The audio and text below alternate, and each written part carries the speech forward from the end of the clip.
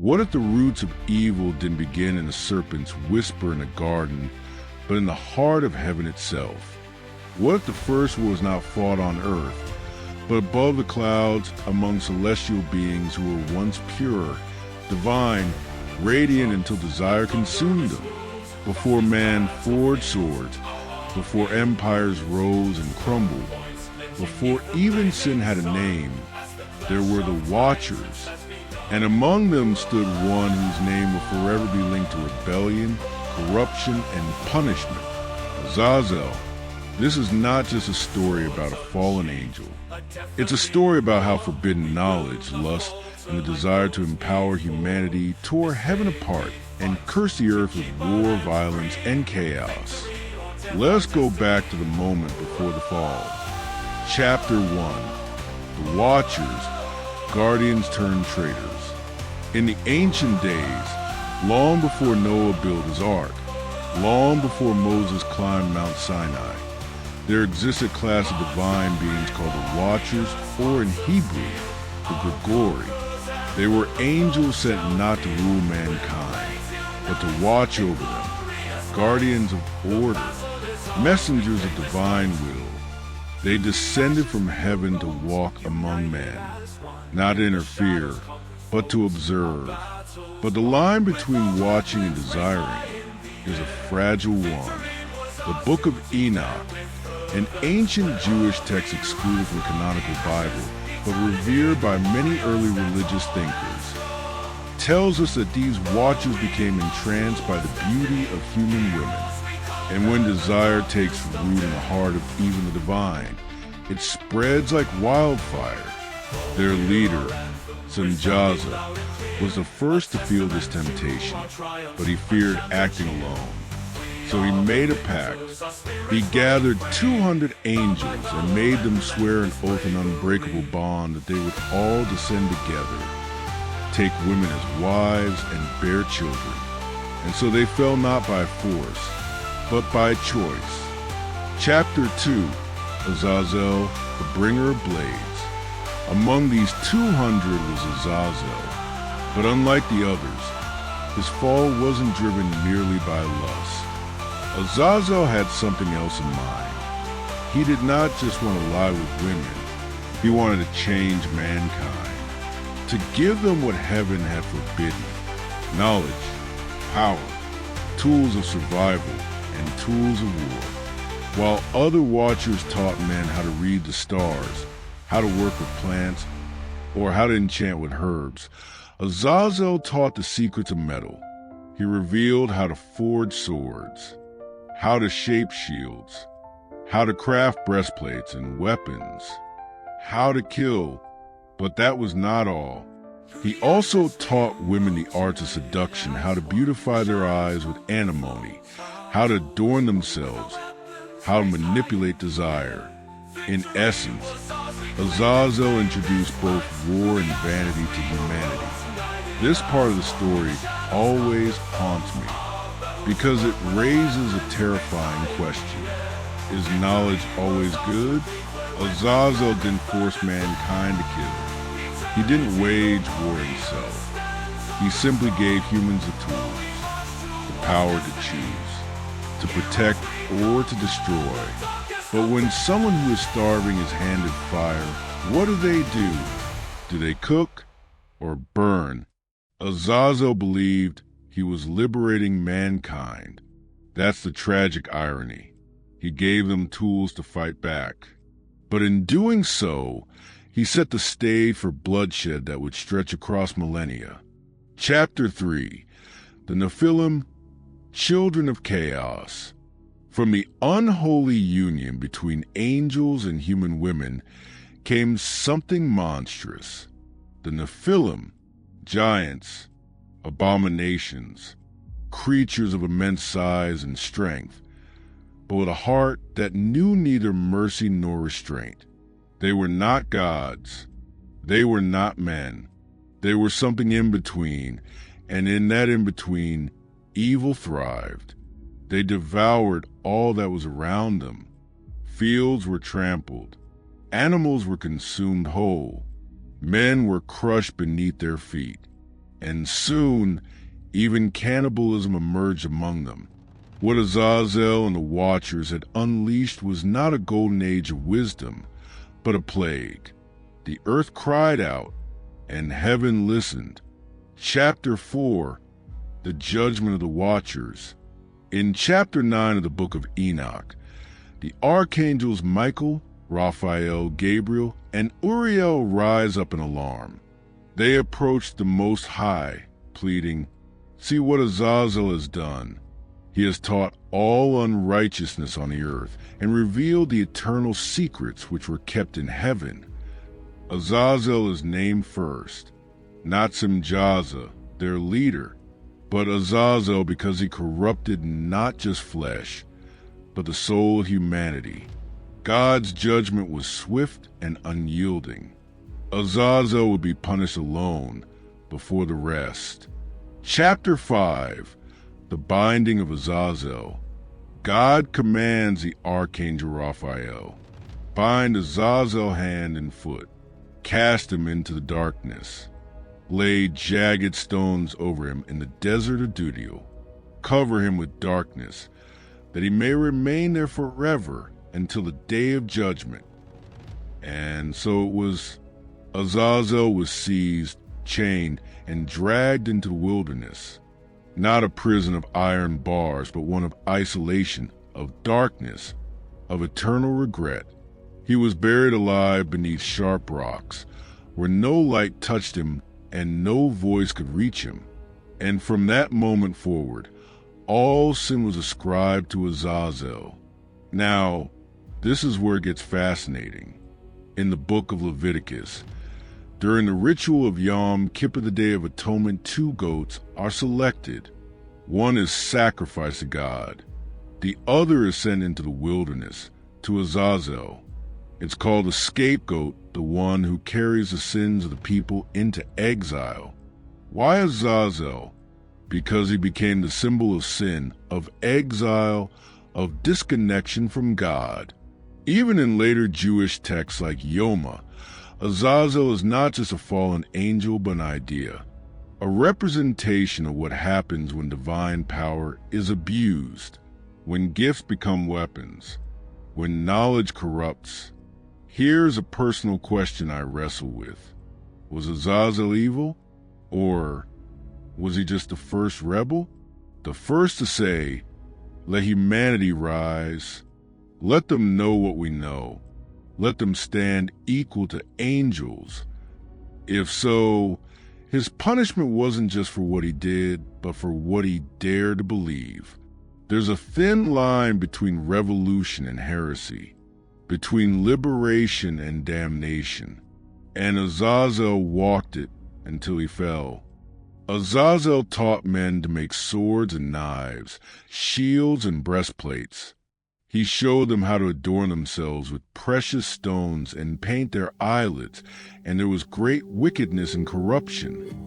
Book of Enoch, chapter 8. Darkness did not fall from the skies alone, it seeped into the hearts of men. And this, more than anything, was Azazel's true legacy. 1. The teachings of the fallen. While the other watchers shared secrets of plants, stars, and magic, Azazel gave mankind something far more dangerous.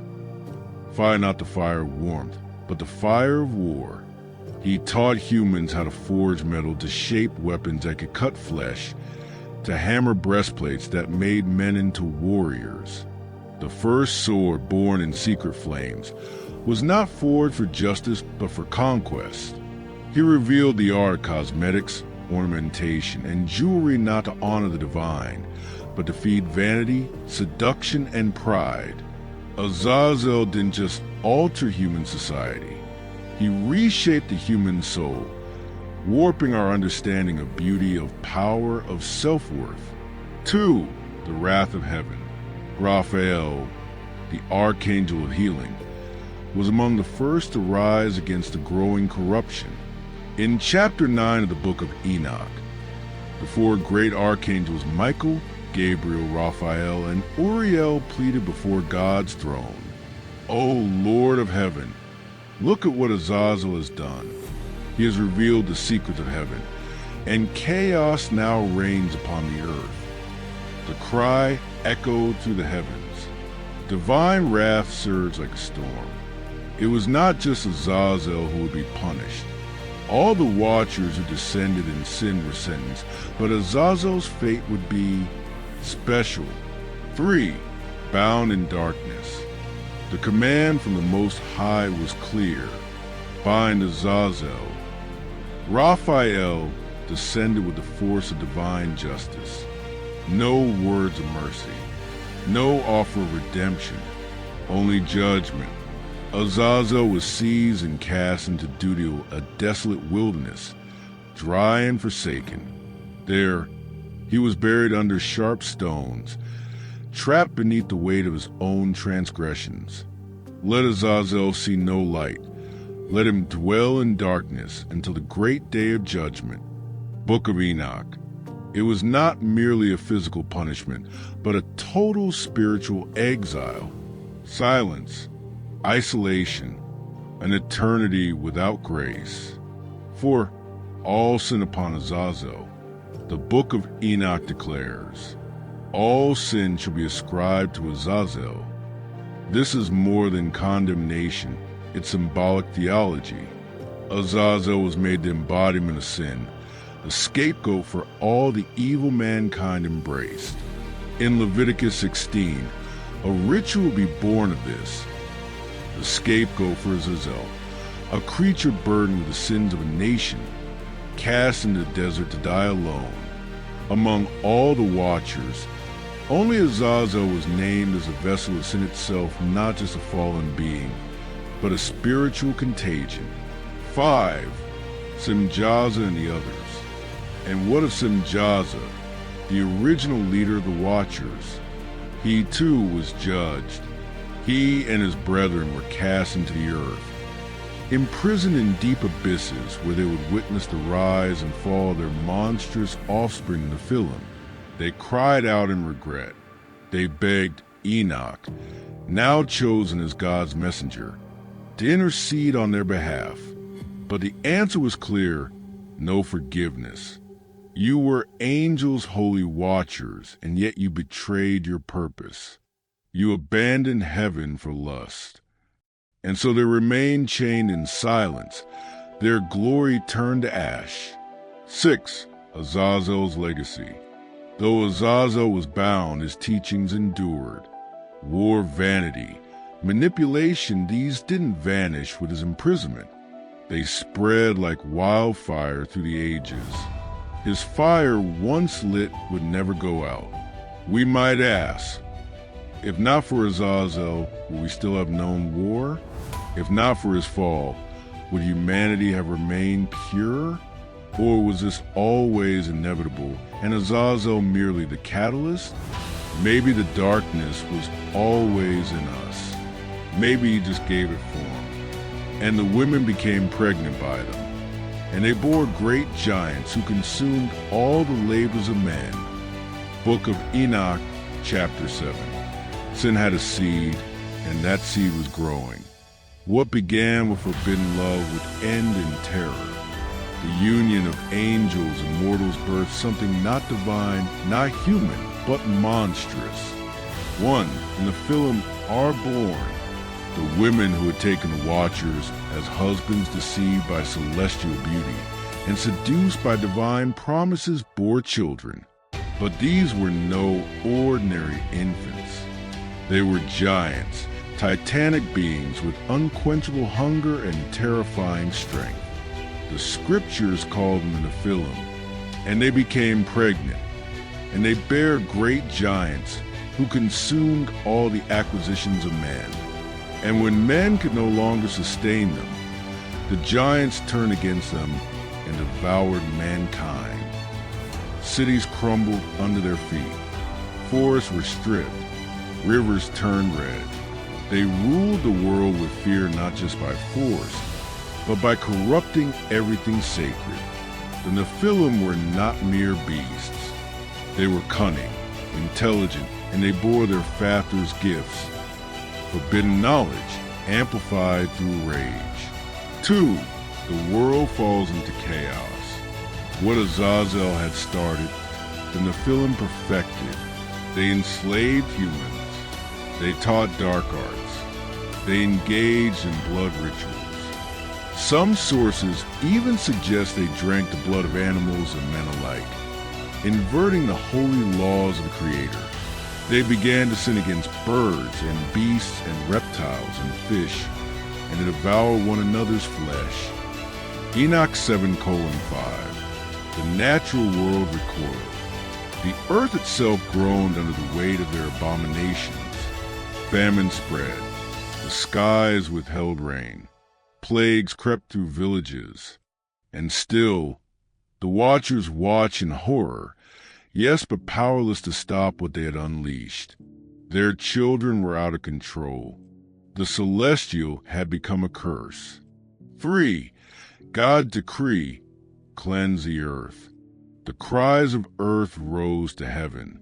Michael, Gabriel, Raphael, and Uriel returned once more to the throne, delivering the final verdict. O Lord, thou sayest what Azazel and his sons have done. The earth is perishing. God responded not with words, but with a decree. I will destroy all living things from the face of the earth. This would not be a strike of lightning. It would be a cleansing, a reset, a flood. But first, justice would fall upon the fathers of the chaos. 4. The final judgment of the watchers. One by one, the watchers were sentenced. Semjaza, once the leader of their descent, was cast into darkness, chained beneath the mountains. His punishment was more than physical. He was condemned to watch the destruction of his beloved children, unable to intervene. To him, it was not just judgment, it was torment. Azazel, the great corrupter, remained buried in Dudil, the stones above him unmoved, the darkness eternal. On the great day of judgment, he shall be cast into the fire. Their fate was sealed, but not before one last message was delivered by a man, chosen not for his power, but for his purity. 5. Enoch, scribe of heaven. Enoch, great-grandfather of Noah, had walked with God. In a world twisted by sin, he remained righteous, his heart untainted. And so, God chose him not as a prophet alone, but as a scribe of the divine. Enoch was taken before the watchers to deliver the words they dreaded. There shall be no peace for you ever. Your judgment is eternal. Your intercession shall not be heard. The fallen angels wept. They begged. They pleaded. But it was too late. You once were holy, now you are cursed. 6. The ascension of Enoch. Enoch did not die. Unlike other men, his story did not end in a grave. And Enoch walked with God, and he was not, for God took him. Genesis 5, verse 24. The Book of Enoch tells a deeper story that Enoch ascended into the heavens, transformed into Metatron, a divine scribe and guardian of heavenly secrets. From mortal man to celestial being, Enoch became the bridge between God and man, between judgment and mercy. It was he who recorded the sins of the watchers. It was he who watched as the floodwaters rose. 7. The flood and the end of Nephilim. Rain began to fall. For 40 days and 40 nights, the world was washed clean. The Nephilim, titans born of rebellion, were swallowed by the deep. All flesh perished, all in whose nostrils was a breath of life. Only one man, Noah, descendant of Enoch, found favor. The ark floated over the ruins of the lost world. The age of angels walking among men had ended, or had it, 8 lingering shadows. Though the watchers were gone, though Azazel was buried, the world did not forget. Their knowledge endured, whispered through generations, hidden in scrolls, etched in the stones of forgotten temples. Warfare, vanity, sorcery, pride. The gifts of the fallen did not die. They evolved. Some say Azazel's influence still lingers not in form, but in idea. Whenever man chooses power over peace, whenever truth is twisted into deception, whenever vanity rules the soul, Azazel's fire burns again. 9. Personal reflection. When I first read the story of Azazel, I was struck not just by his rebellion, but by how human he seems. He gave mankind tools, dangerous ones, but ones we continue to use for better or worse. The tragedy is not that Azazel fell. It's that we keep repeating his fall. We crave knowledge, but often without wisdom. We pursue power, but forget compassion. We build weapons and forget why we bleed. Maybe Azazel wasn't just a fallen angel. Maybe he's a mirror, all their sin upon the head of the goat, and send him away into the wilderness to Azazel. Leviticus 16, verse 22. Long before he was seen as a fallen angel, Azazel appeared in shadows, not as a person, but as a place. Or was he both? The Day of Atonement. Every year in ancient Israel, the high priest performed a sacred ritual on Yom Kippur, the Day of Atonement. 2 goats were chosen. One was sacrificed to God. The other was not. That second goat, the scapegoat, was brought before the people. The priest would lay his hands upon its head, confessing the sins of the entire nation. Then the goat was led into the wilderness, to Azazel. But who or what was Azazel? Azazel in Leviticus, demon or desert. In Leviticus 16, Azazel seems almost like a spiritual location, a being or place outside the camp, outside purity, outside forgiveness. Some rabbis believed Azazel was a demon of the desert, a chaotic force, the opposite of God holiness. Others argued it was just a rocky cliff, a symbolic rejection of sin, that the scapegoat carried humanity's shame and was hurled into nothingness. And the goat shall bear upon him all their iniquities unto a land not inhabited. But the mystery deepens when you look at the Hebrew.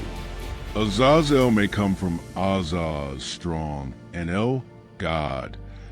Together, it could mean the strong one against God, a poetic name for a rebel angel. From scapegoat to Satan. As time passed, the interpretation of Azazel shifted. By the era of the Second Temple, Jewish mystics began merging the Azazel of Leviticus with the Azazel of Enoch the Watcher, who gave men weapons and led angels to fall. In some traditions, Azazel became a proto-Satan, the first great enemy, the bringer of sin. He was not just a passive recipient of sin, like the scapegoat. He was the source of it. This shift revealed something profound. Humanity didn't just need to remove sin. We needed to name it, face it, and Azazel became that face. Azazel in Christianity, a shadow of the devil. Christian texts rarely name Azazel directly, but his legacy whispers through them. The concept of fallen angels and Nephilim, and the origin of evil influenced early Christian demonology. The Book of Enoch, though not part of the Christian Bible, was widely read among early Christians.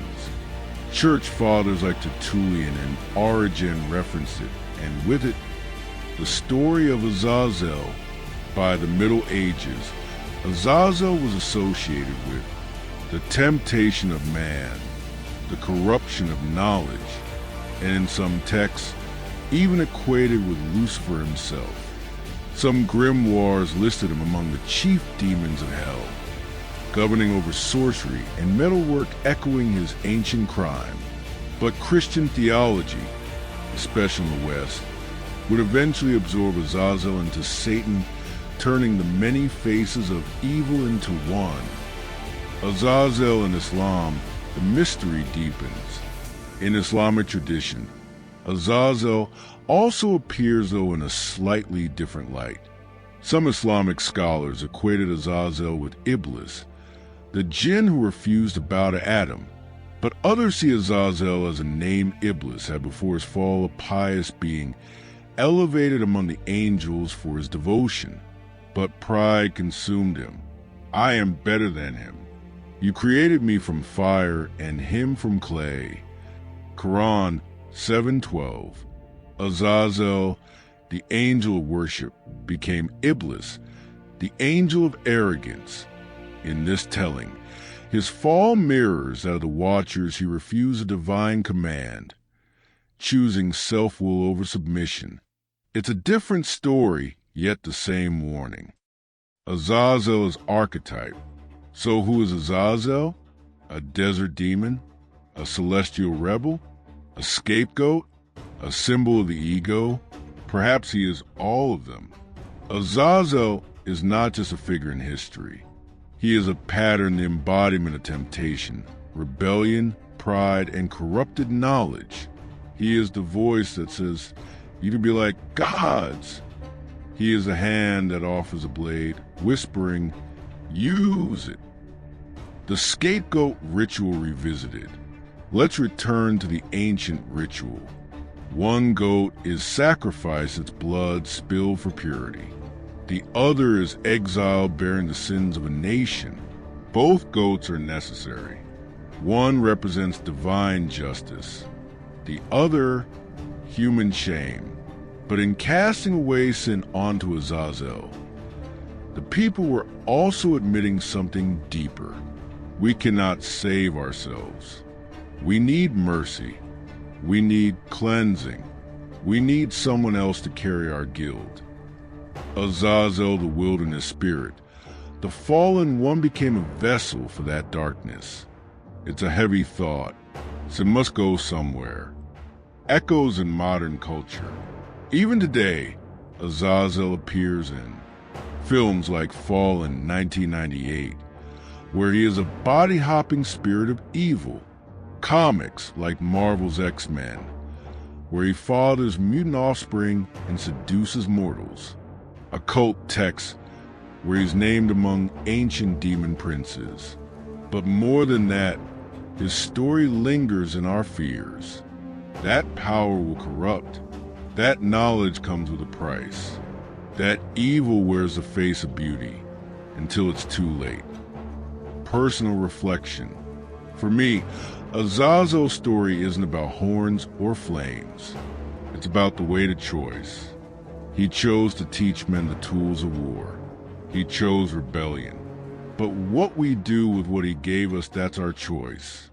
He offered a blade, but we decide whether to forge it into a sword or a plow, bind Azazel hand and foot, and cast him into the darkness, and cover his face that he may not see light. Book of Enoch. The judgment of the watchers. The heavens watched in horror as the watchers descended. Their sins multiplied. Forbidden knowledge, unholy unions, the birth of giants, and the corruption of mankind. Then the voice of God thundered. Enough! The archangels were summoned. Michael, the commander of heaven's army.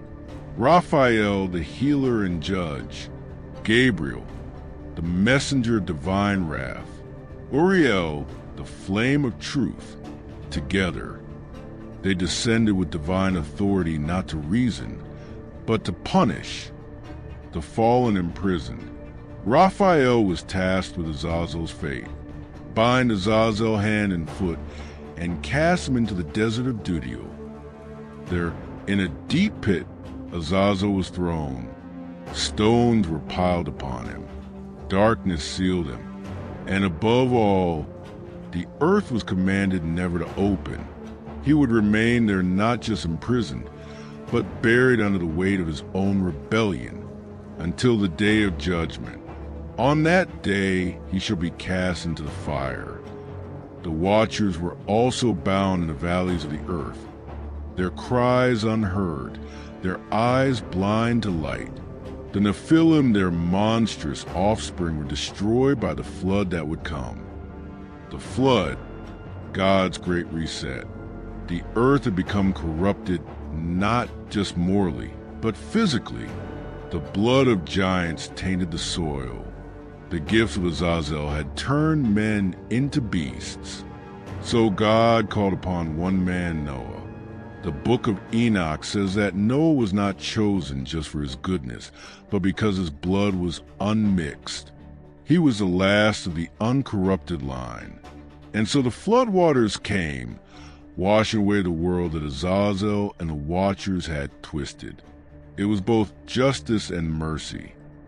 Azazel's legacy. Though buried beneath the earth, Azazel's influence lingered. Every blade forged, every war begun, every lie told to justify violence. His fingerprints were still there. Like a virus released, Azazel had changed the world forever. The tools he gave mankind could never be taken back. But the question remained, will we master them or would they master us? The return of Azazel? Some ancient texts whisper of a future reckoning. That on the day of judgment, Azazel will rise again not to rule, but to be judged. Bind them for 70 generations, then bring them to the valley of fire. In these tales, Azazel will stand before the throne of God, and all creation will see the one who taught man to kill. He will not speak. He will not argue, because his crimes are written in blood and iron, the symbol of sin. But perhaps Azazel never truly died, because he was never just a being. He was a symbol of knowledge without wisdom, of pride without humility, of rebellion without cause. He is the part of us that says, why should I obey? I will decide what is good and evil. He is not just under the earth. He is within the human heart. Modern parallels. Even today, the spirit of Azazel breathes in the worship of weapons as power, the pursuit of technology without conscience, the seduction of knowledge that feeds the ego but starves the soul. We live in an age where we can create miracles or monsters. Azazel gave us the hammer, but we are the ones who build the bombs. Personal reflection. So what do we do with this ancient story? Do we dismiss it as myth, a strange tale from another time? Or do we listen carefully and see ourselves in it? To me, the story of Azazel is not about angels and demons. It's about choices. We've been given tools. We've been given knowledge. We've been given freedom. The question is, what will we create with it? A final warning and a hope. The story of Azazel ends in chains. But our story doesn't have to. We are not bound by the past. We are not doomed to repeat the sins of the Watchers, because we have something Azazel never had. Redemption. The fallen angel cannot repent, but we can choose mercy. We can choose wisdom. We can choose love even in a world full of fire. If this story moved you, if it made you think, feel, or see the world in a new way, share it. Let others know the story of Azazel, the one who fell, and what does fall mean for all of us. Like this video if you believe we can rise above our darkest instincts. Subscribe for more hidden histories and untold myths that still shape our world. And in the comments below, tell us, what does Azazel's story mean to you? Because at the end of the day, the battle between light and darkness is fought inside all of us.